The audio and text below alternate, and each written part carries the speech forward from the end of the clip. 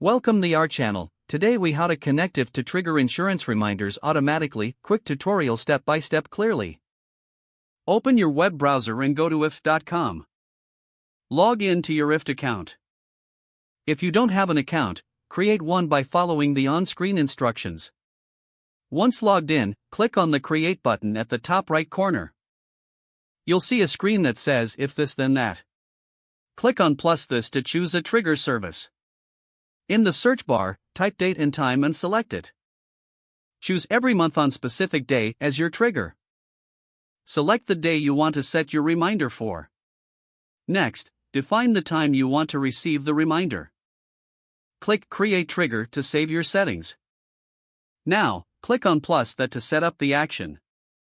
In the search bar, type notifications and select it.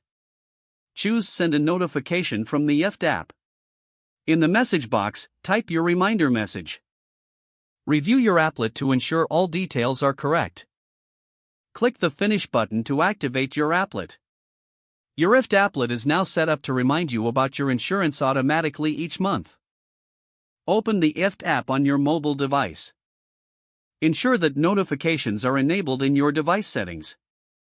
Now, you're all set to receive timely insurance reminders directly to your phone. If the page does not load, refresh the browser or try again in a private or incognito window. Make sure you are using the correct email address, then retype it carefully to avoid small typos. If your password is not accepted, use the reset option and create a new strong password you can remember.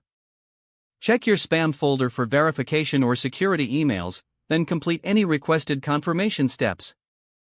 Enable two-factor authentication if available to improve account security and reduce unauthorized access risk. After signing in, review your profile details so your contact information and settings are accurate and current.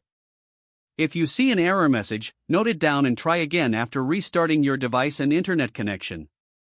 Log out when you finish, especially on shared devices, to keep your account and payment information secure.